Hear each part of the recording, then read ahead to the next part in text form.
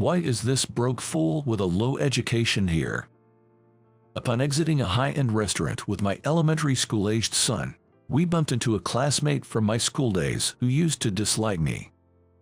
My son, realizing she worked at a bank, said, "Hey, Dad, that lady was at the bank we went to last time. I remember her clearly. Let's close our $50 million account." What? My name is Michael. I'm currently 33 years old, with a son as my only family member, as my wife has already passed away.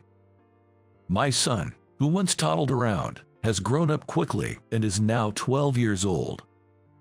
I might be called a doting parent for saying this, but despite not having a mother and the loneliness that must have ensued, he has grown into a bright and straightforward child. I am incredibly proud of my son. I met my late wife at a small factory where I started working after graduating from middle school.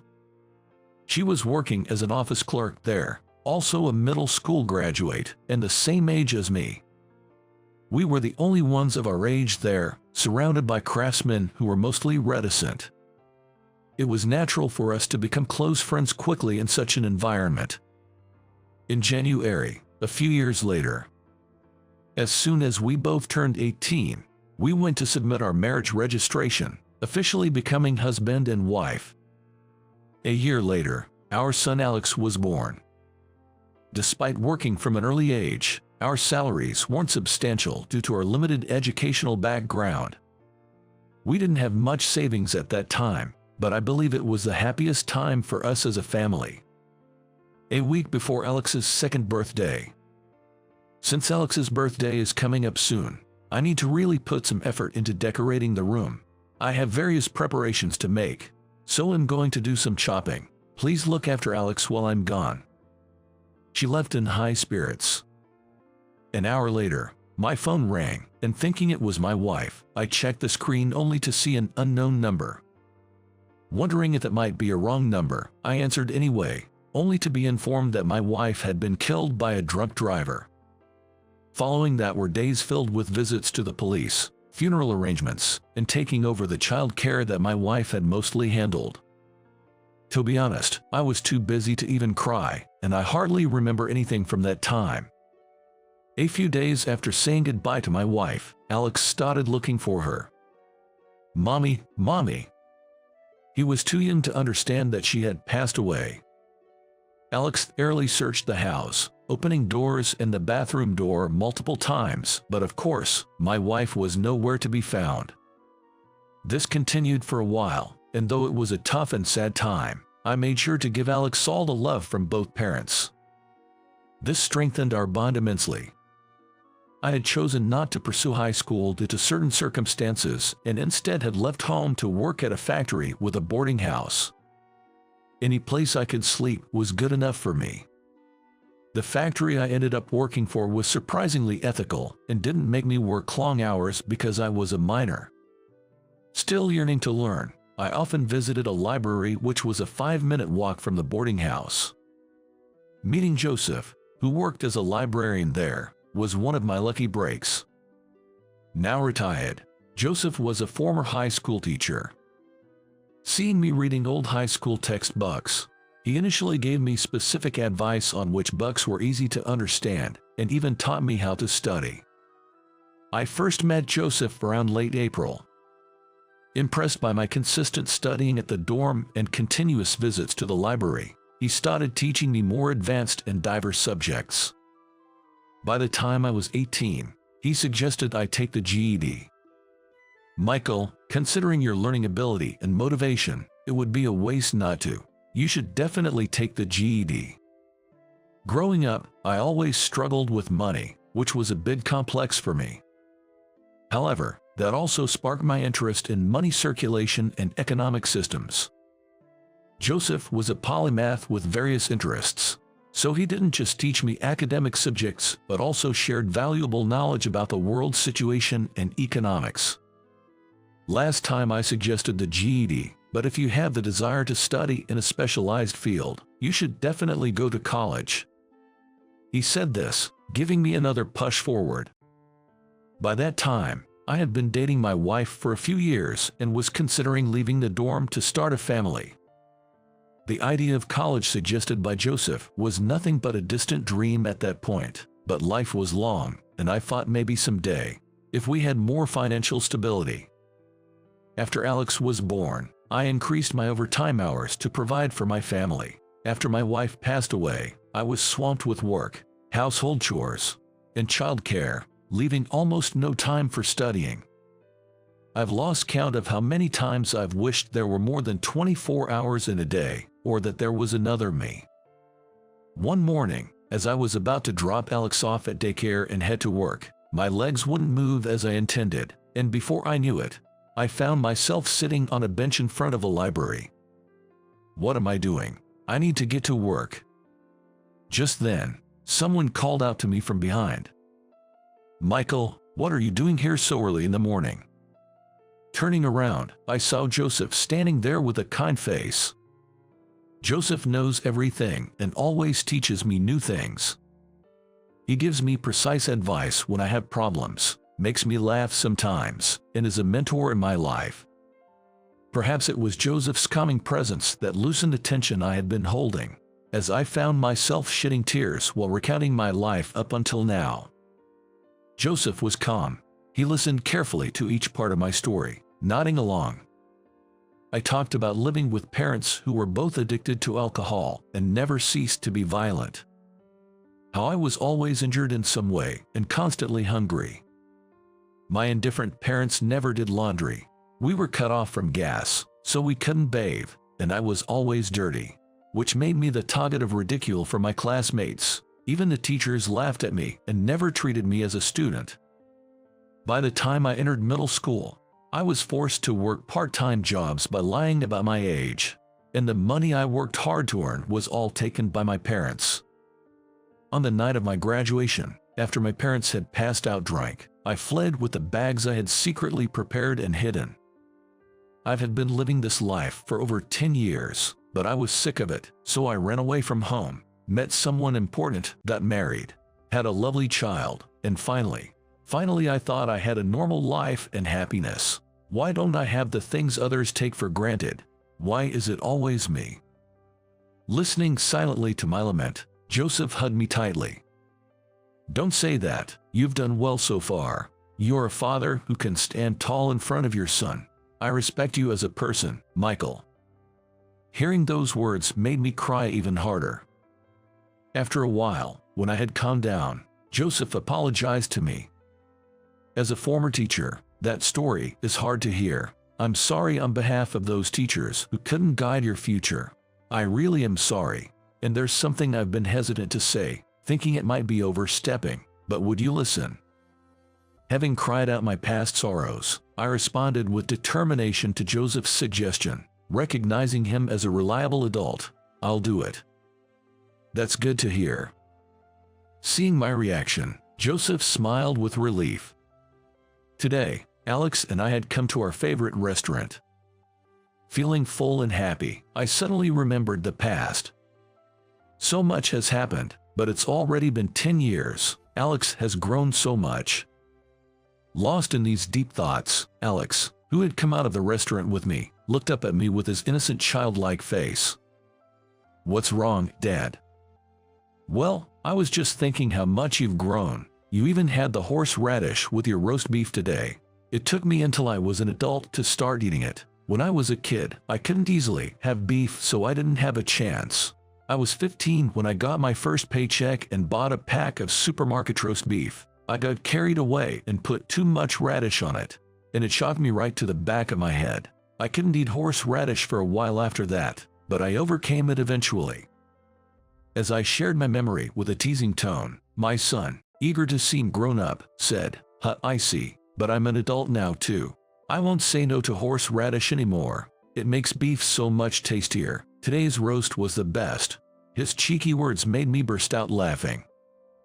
There are many precocious kids these days, but I try to make sure Alex has a childhood as much as possible. However, with the increasing situations where he's becoming more discerning, I can't help but give a wry smile and say, "So it was significantly tastier, huh? That's great. But remember, Moderation with spicy stuff while you're still in your teens. As we began walking home, a shrill voice called out from behind. What, is there a dirty fool here? We came to enjoy some delicious food, and this just ruins the mood. Surprised, I turned to see a woman looking at us with a frown. Her face and voice seemed vaguely familiar, but I couldn't place her. As I furrowed my brows, the woman pointed at me and loudly explained to her colleagues.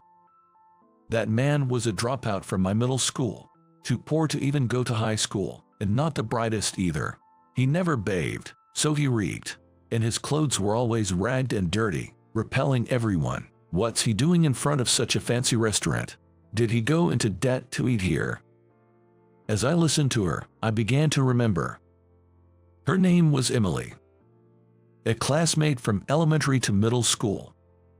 The first half of my school days was miserable due to my broken family environment, but what made it even worse was the relentless exclusion by classmates for being different.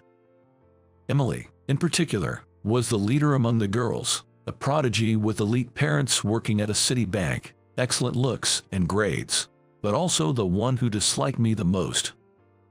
I never wanted to remember her, but here I am, forced to recall those memories, which is upsetting. While elementary students mostly just listen to their parents, middle schoolers start to form their own opinions, which can be troublesome. Whenever something went missing, she would say, "My eraser is gone. There's a thief among the poor," or if the floor was dirty, "Hey, it's dirty here. Some filthy person is making the class dirty," directly blaming me, with classmates joining in the teasing, using the power of the group to ostracize me. Of course, I've decided never to engage in criminal activities. Except for the part-time jobs I was forced to do by lying about my age during middle school, I've lived my life straight without distraction. The flood of unpleasant memories threatened to drag me back into my gloomy school days, but the warmth of the hand I was holding brought me back to reality. That's right, I have Alex. I'm not alone anymore. I need to pull myself together. "Hey Dad, that old lady has been looking over here and talking. Is she calling you a dropout?" The woman, not missing Alex's words, shifted her target to my son. "What? Did you just call me old lady? I'm still a miss, you know. And to think, genetics are so cruel and terrifying. If the parent is a dropout fool, the child turns out to be a fool too. I can tell. You look utterly empty-headed, and such a plain face too. Poor thing, looking just like your dad. You've really lost the parent lottery, haven't you?" She exchanged looks and laughed mockingly with the women around her. I don't care what they say about me. I find it bothersome to engage with them, so let them mock me all they want. But when they insulted my precious child, not just me, I couldn't ignore it any longer. "I'm sorry, Alex, for making you worry, and it's rude to call someone you don't know an old lady. That woman has always been a bit strange. Listening to her, it's like she's stuck in middle school. Haven't I always told you, what's inside matters most? She's just disappointing on the inside." After stating this clearly to my son, the woman immediately became furious and started yelling in a hysterical voice. "What did you say? That's outrageous. Poor, ugly, filthy, dropout fool daring to act all high and mighty."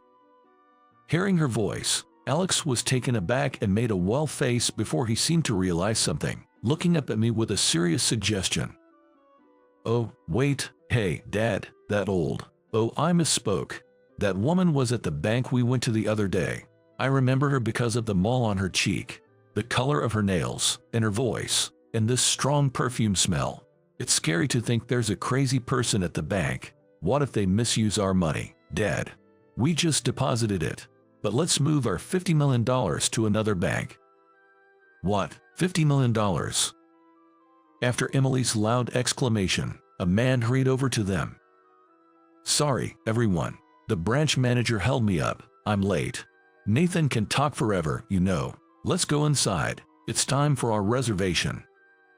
Facing each other, Emily's group and my son and I. The man, noticing the awkward atmosphere, quickly glanced between both parties and then smiled happily at Alex. I know you, you're Alex. I watch how Alex increases his money every time. I'm grateful to you. It's easy for kids to understand. So my son watches it with me. Since he started watching your videos, he's been seriously saving money instead of wasting it. Last month, he saved over $500 and bought me and my wife bouquets. I was so touched, I cried secretly. Thanks to you, Alex. Grateful words from the man made Alex smile too. Really? You watch my videos? Thanks. I'm uploading a new one about stocks at 7:30 tonight, so be sure to watch it. Alex confidently promoted his upcoming video, and I watched their interaction with a smile. I never thought we'd meet a viewer on the street. Glad to hear such a lovely story, but then Emily interrupted. What's this about? Money increasing in stocks, what's all this? The man began to explain with a surprised look. Wait, you don't know, he's really popular right now. Alex here is a prodigious child who, even before starting elementary school, had nearly finished reading all the renowned economics books. I thought if a child could understand it, then so could I. So I bought and tried reading some of the economics books Alex recommended, but they were completely beyond me, which just made me reconfirmed Alex's brilliance. And now, he's making videos of where his dad enacts various economic activities using his own allowance. Emily nodded awkwardly to the man's explanation. I see. Video uploading. Sorry, I'm not very familiar with that stuff. In one of the videos, Alex plays the role of a teacher, and his dad acts as a student who knows nothing. But the twist is, his dad is actually a current economics faculty lecturer, which has also become a talking point. As the man added this detail, Emily was taken aback once again. What? A current economics professor? Trying to hold back my laughter at her reaction, I stood tall. Him? No way, that's ridiculous. It must be a lie. You're just making this up for video views, aren't you? I know for a fact that he's just a dropout fool. As Emily pointed and ranted at me, the man gently lowered her finger and then turned to me for confirmation. A dropout? No, I heard he graduated from the university where he's now lecturing. I forgot which university it was. Your accusation must be some mistake, right? Filled with years of pent-up emotion, I stood tall with pride. That's right, well known indeed. I graduated from H University's economics department and went on to their graduate school. Alex, standing next to me, looked proud as well. Hey, I plan to go to the same place someday. It's my dream to study at the same university as my dad. His bold declaration, unasked for, was incredibly endearing. That's ridiculous. It's all lies, all of it. I won't believe it. How embarrassing, lying like that at your age. So arrogant despite being poor. Emily trembled with rage, her face turning pale, while the man sighed. What are you talking about? You might not know, but Alex's channel is booming, with impressive numbers. He was in the top 10 of this year's channel subscriber rankings, wasn't he? He has sponsors, published books, and his account balances. Wait. The man paused, then glared at Emily. Hey, by any chance, have you been bothering these two all this time? Not just Emily, but the other women also averted their gazes uncomfortably. I'm terribly sorry for our behavior. This man must be the type who's competent at his job. He immediately faced us with an open posture and apologized to us. Although I thought it was a bit immature, I felt relieved to show Emily I was different from my past self, so I responded firmly. There's no need to apologize anymore, please don't. Look, people around us are watching. We have another appointment to attend to, so we'll be taking our leave now. Saying that, I quickly walked away with Alex. Of course, the man followed us, insisting on arranging a future appointment and wouldn't back down until he did. He's really dedicated to his job, even outside of working hours. A few days later, at 1 p.m., Nathan, the branch manager of the bank, and Kevin, the man from that day, came to our home with gifts in hand. Our home, though, is not really ours since we're living in the house of a man named Thomas. When we first started living at Thomas's house, I was worried whether Alex would get attached to him or open his heart, but those worries were unfounded. They quickly developed a bond like that of a grandfather and grandson, and since it was comfortable for the three of us men to live together without any reservations, I offered to stay as a lodger, and Thomas happily agreed. "Sure, go ahead. There are plenty of rooms. I'm single and elderly, so you never know when I might fall or collapse at home. It's reassuring to have someone around, so I'm all for it." So, Nathan, who came to our home with Kevin, turned out to be Emily's father. With a slightly balding head, he deeply apologized. "Michael, I sincerely apologize as the person responsible for the extremely rude behavior of our employee the other day, and for the inexcusable act of speaking about your background in public." Kevin next to him did the same. As I stood there stunned, Nathan, thinking his apology was insufficient, began to apologize even more deeply, and Kevin followed suit. I hurriedly passed them to the living room and made them sit on the sofa. "Hey, what are you two doing? Please stop with the deep apologies." Then Nathan started speaking. Naturally, it was about the deposit. "So, about your deposit." "Oh, that's what this is about. As long as there's no major scandal involving the bank itself, I have no intention of doing anything, so please don't worry." Relieved by my words, both of them visibly relaxed. As for Emily, she's currently suspended from work and will be assigned to an internal department unrelated to customer information in the future. That's probably the right decision for the bank's future. After the matter was settled, we had a pleasant chat for a while, but then Nathan, perhaps as a way to take responsibility for this incident, or because I was Emily's classmate, started talking about being Emily's father. Emily was our long-awaited first daughter and the youngest child. It may not be appropriate to say this here, but she was so dear to us. We spoiled her much more than our three sons. We gave her everything she wanted, appeased her when she was upset, and more. Though she was academically excellent, and I believe not bad-looking, her job hunting didn't go well. The recruiters must have seen through her personality. Every time she received a rejection notice, she would drink and become violent. It was painful to watch, so, unable to bear it, I arranged for her to join the bank, but that was not good for her. Job hunting was a good opportunity. It was a chance to think about why she was rejected. Yet, I lent a hand too early, just like always. With that, Nathan bit his lip.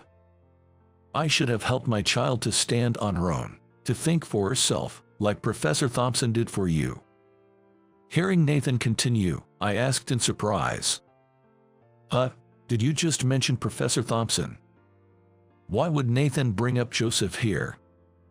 Nathan smiled and shared an unexpected connection I didn't know about. "Yes, a few years ago, I happened to meet Professor Thompson at the station, and he told me about you.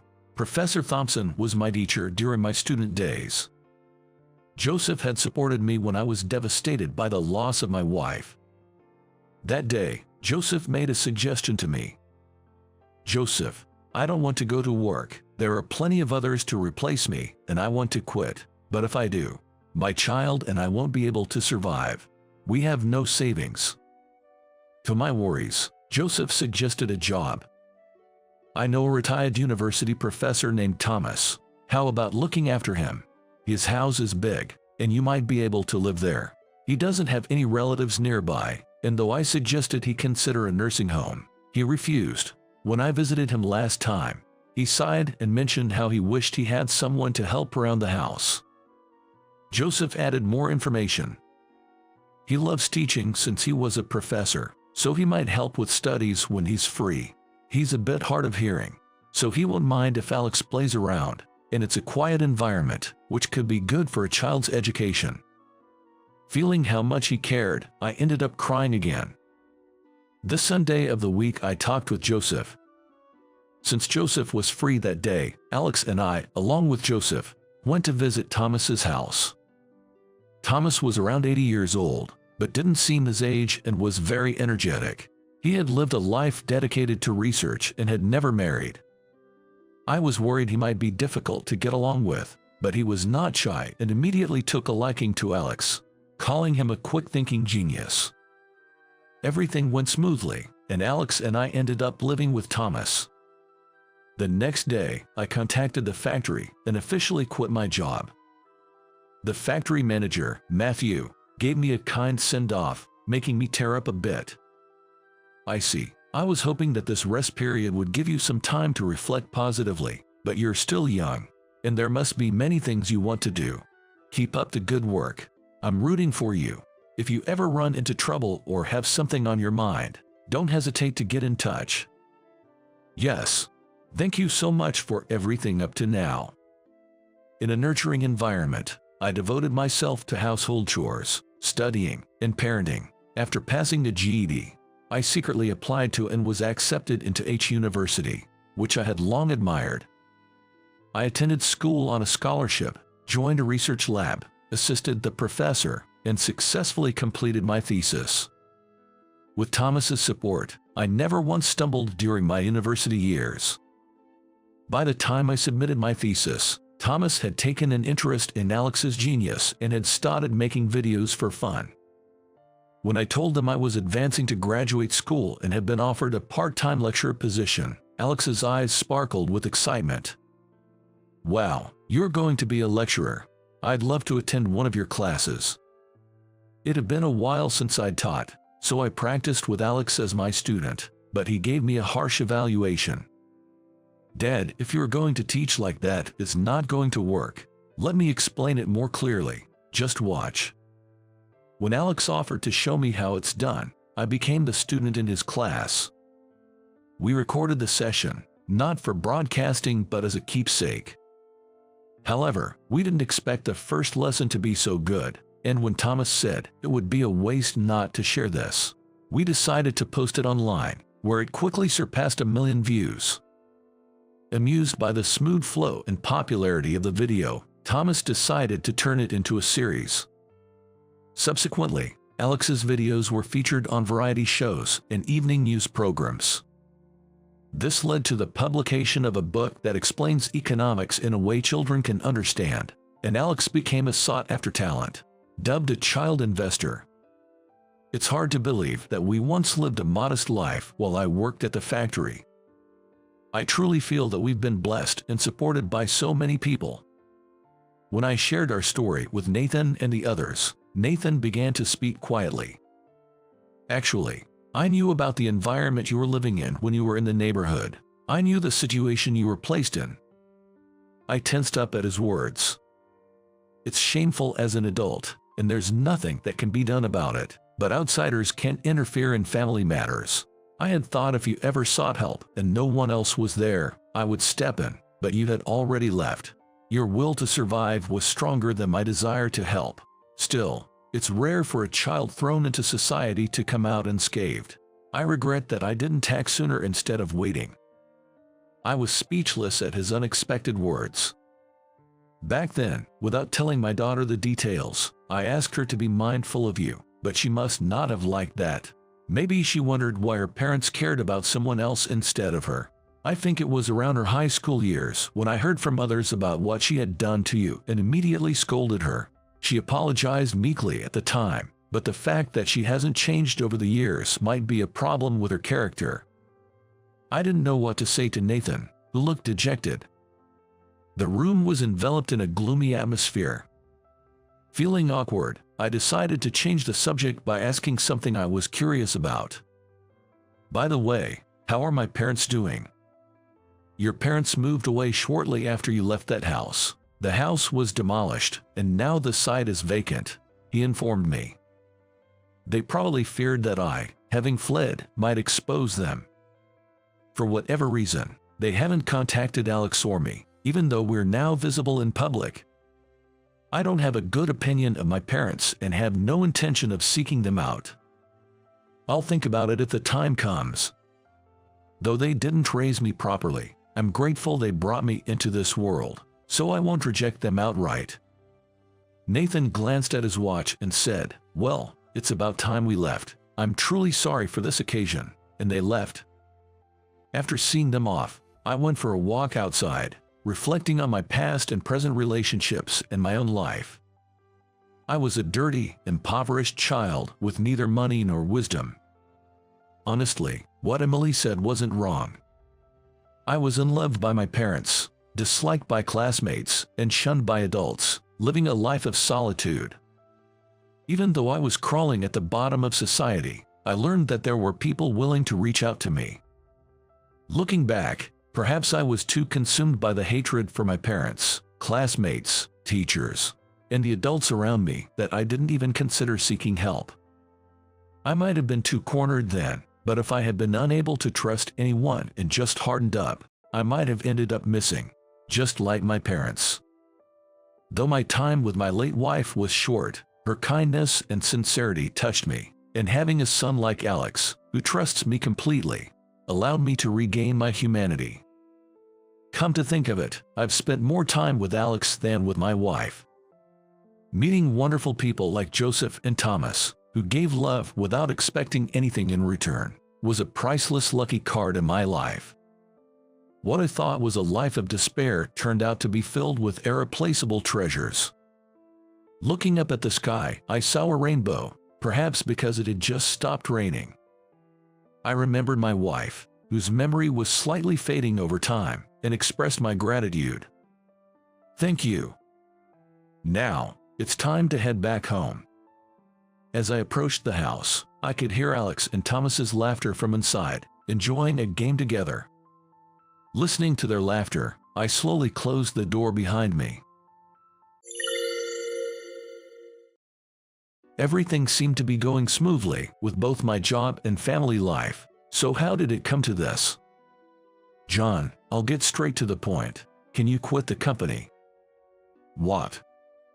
To be clear, you're an eyesore. If you won't quit, I can ask my dad to scrap this project. Are you okay with that? That's absurd. I was being threatened with resignation by the son of a client's president, who had been hired through nepotism at our company.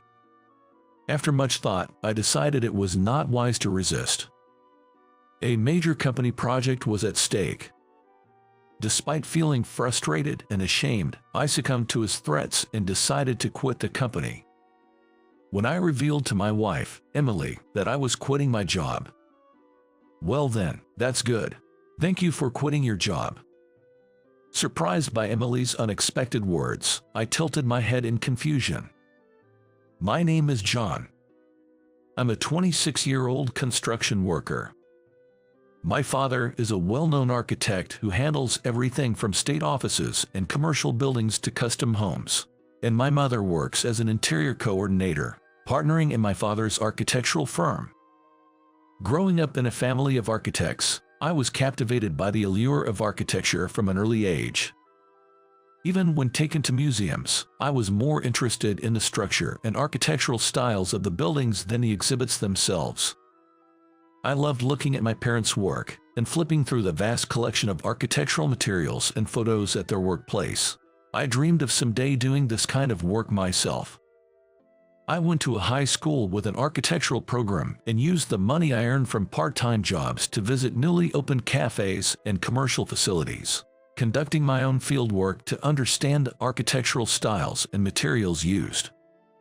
After graduating from high school, eager to get involved in architecture as soon as possible, I decided against attending university, as my parents had suggested, and instead joined a major construction company in my hometown. Since joining the company at 18, I've spent 6 years working tirelessly on-site every day.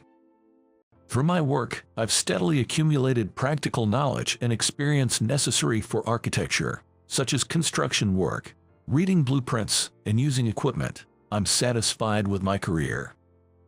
While working, I've never stopped studying architecture.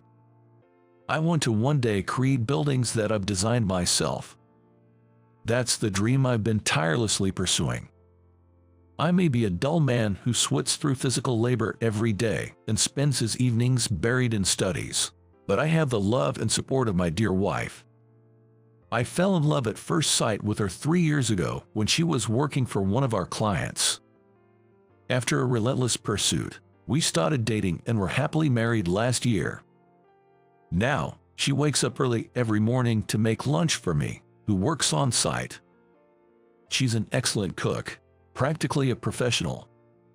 My colleagues are envious of my beautiful Emily's lunchboxes, and I eat lunch with great pride. Sometimes, I forget my precious lunchbox, and a few times a month, she brings it to the site for me. It's not that I want to brag about my adorable wife, not at all. Then, on a day when both my home and work life were going smoothly, at Lumina Construction, where I work, the son of President Thompson from our major client, a general contractor, was set to join the company. He is a 25-year-old named Michael, who graduated from a university's architecture program and passed the first-class architect exam. He was hired after President Thompson requested us to provide him with the practical experience needed for his license registration. We all welcomed the young first-class architect with open arms, but it turned out he was an unbearable individual who flaunted his status as the son of a client's president and behaved arrogantly. Despite this, my colleagues tried to be considerate, engaging him in conversation and teaching him about our work. But Michael's attitude worsened day by day, making increasingly disruptive comments. Michael, about the meaning for the upcoming site. The site? I'm a first-class architect, you know. Why do I have to do site work? Why? Because you need practical experience, right? You need to work on construction facilities and actually work on site. It's fine. After all, I've passed the exam. Besides, if you keep nagging me, I'll tell my dad and have you fired. Don't talk to me so casually. But President Brighton has instructed us to. Annoying. I'm really going to tell on you. That's not fair. Just handle the site work among yourselves. I'm busy with design work, so I'm leaving now. In this manner, Michael utterly detested on-site work, looking down on colleagues, senior employees, and even supervisors. Moreover, as the son of the president of a major general contractor client, everyone treated him like a delicate matter, unable to say what they really wanted, creating a tense atmosphere in the company. Amidst this tension, a construction project group for a significant enterprise was launched within the company. The task was a significant project, the construction of a large corporation's headquarters building. This involved demolishing an old building in front of the station and constructing a new mixed-use building directly connected to the station, which includes offices and commercial facilities. I was also chosen to be part of the group and was highly motivated. The group was set to proceed with the work with 10 members. Michael was among them. From the beginning, Michael was enthusiastic about this glamorous big project, asserting right off the bat that he would take the lead in the design. I'll be the design leader, so please divide up the detailed structural calculations and other miscellaneous tasks among yourselves. I'll handle the architectural design, so no input is needed, thank you.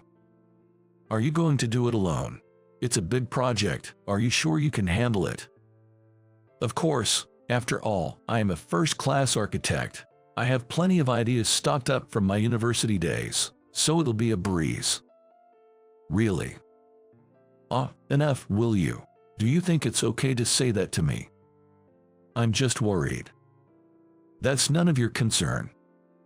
Initially, Michael was full of confidence, working on the building's design, but the situation gradually became more ominous. This was because every design Michael submitted to the client was consistently rejected. It seemed the client's desired concept and Michael's designs were completely misaligned, leading to the client's patience running thin. It was even mentioned that if Michael's next presentation didn't succeed, they would consider hiring another construction company. Feeling cornered, Michael spent all day at his desk and computer, seemingly stuck and unable to make progress. However, since he had so boldly claimed he would handle it alone, others hesitated to offer help. As the presentation day loomed and Michael sat at his desk with a sense of desperation, I decided to offer some advice. Michael, about the concept the client wants. What? Do you have a good idea? Contrary to my expectations of resistance, He seemed open to my suggestions. He must have been feeling desperate. Well, what about incorporating nature into the office space, like creating meeting areas with wooden partitions and lattices, planting trees in between, or designing the staircase in a spiral to add a sense of space? That makes sense. Since they didn't like the office design from before, maybe boldly using wood to make people wonder if it's really an office might work. I've drawn up some plans like this. Can I see them? This looks good. Really? For the entrance? Michael listened intently, looking over the design plans I showed him. He then pleaded for the date of the design, and as a group member, I gladly agreed. Eventually, the presentation, based almost entirely on my design, was highly praised by the client. I was relieved that Lumina Construction secured this major project. Moreover, I was particularly proud that my design was adopted. That's an excellent design, Michael. The previous proposals were disappointing, but this time you've perfectly reflected our wishes. Thank you. I rethought everything from scratch, sparing no time for sleep. Inspiration struck me in a moment of extreme pressure. Wait, isn't this the design I created? Right. Keep up the good work.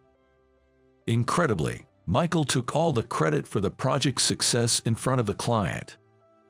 After the client left, I confronted Michael.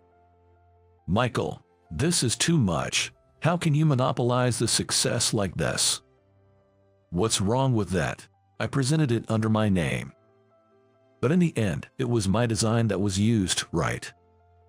Well, what are you talking about? If you keep overstepping your bounds, I might just ask my dad to get you fired from this company, you know. Are you okay with that?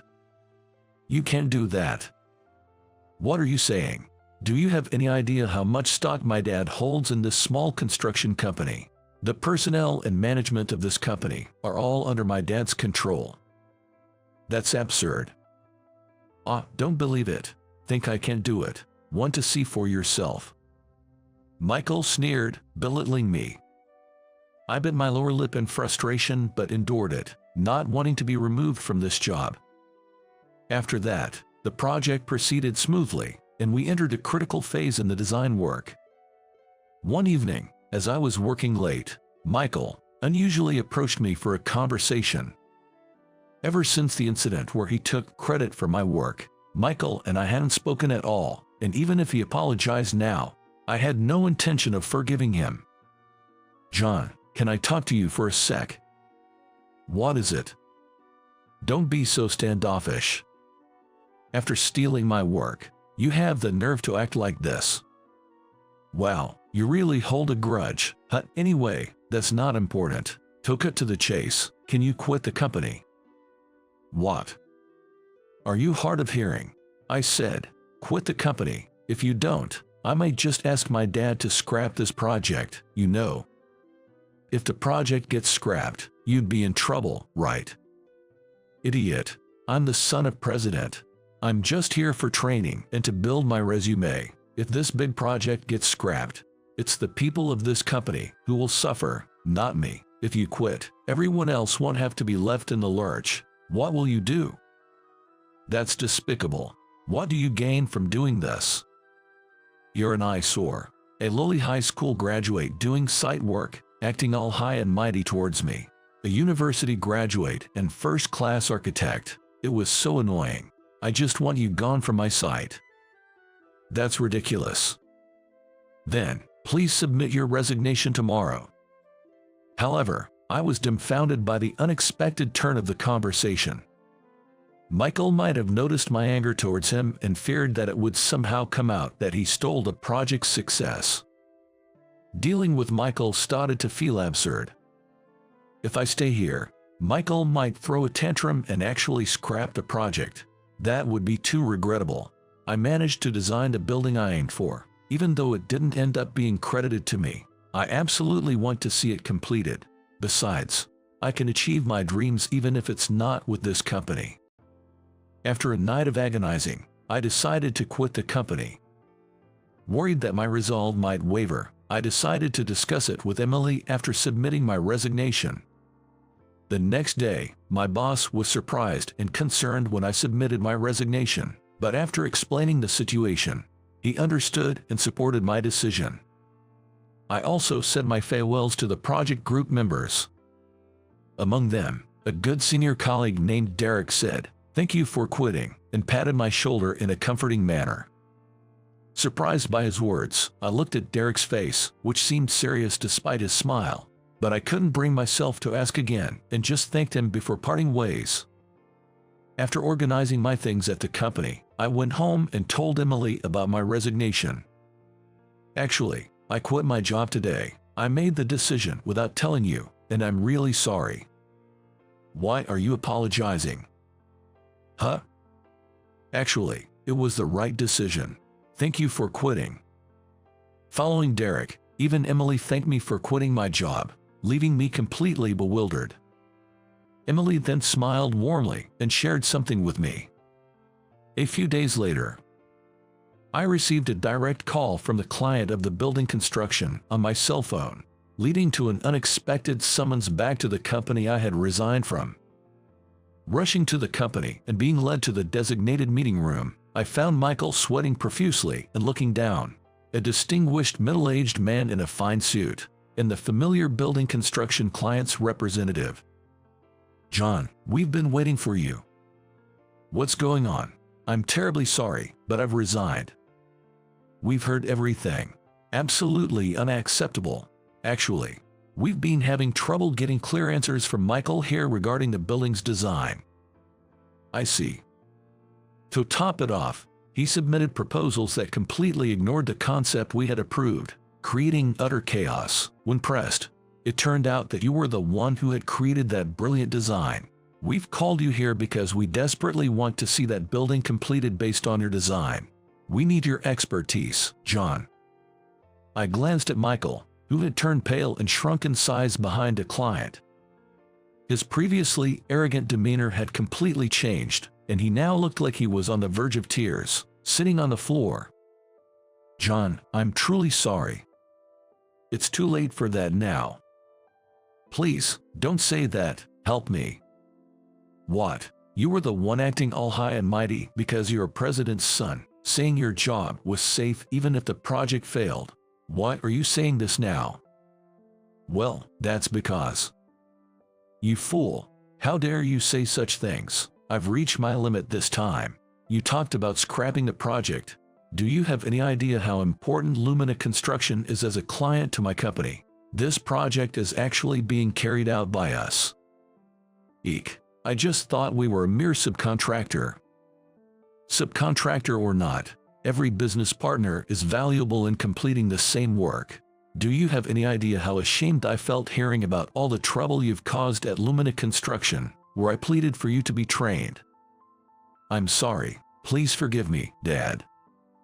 "This time, I won't forgive you. We're done." Michael tearfully apologized and clung to his father following the disownment declaration. Unbeknownst to many, Emily worked for the construction company managed by Michael's father. She served as the executive secretary, essentially supporting Michael's father's company. Moreover, they shared a close relationship, more akin to a father and daughter than a boss and secretary, often sharing homemade lunches. Emily had been contemplating whether to inform her boss about Michael's arrogant behavior, credit theft, condescension, and neglect of site work based on the stories I shared. However, my resignation prompted her to reveal everything to Michael's father. He was furious to learn that his cherished secretary's husband, me, had resigned due to the son's tyranny. He had sent his son to a construction company client for on-the-job training, but upon hearing of his misdeeds from his secretary, Emily, he rushed to Lumina Construction for an inquiry. Around the same time, Derek, a senior colleague, had submitted a petition to President Brighton about Michael's tyranny. It appears that Mr. Brighton then shared this with Michael's father for consultation. I later learned that Derek had written a compelling document expressing concern about the loss of a promising junior, me, and requested my resignation be reconsidered. Knowing the true intent behind their thank you made me laugh, Subsequently, I was called back to the company I had left and rehired not as a construction worker but as an architect. Michael was abandoned by the client, the company, and his father, and ended up being fired. He cried and wailed to the end, but no one extended a helping hand. His misdeeds became well known throughout the industry, making employment difficult, and he was left wandering. Meanwhile, I successfully completed the significant building construction project. Years later, with accumulated experience, I advanced from a second-class architect to a first-class architect, receiving recognition for my work on commercial facilities, buildings, and custom homes, fulfilling my dreams and living a content life. And soon, our family will grow by one. I plan to design a happy home for our family.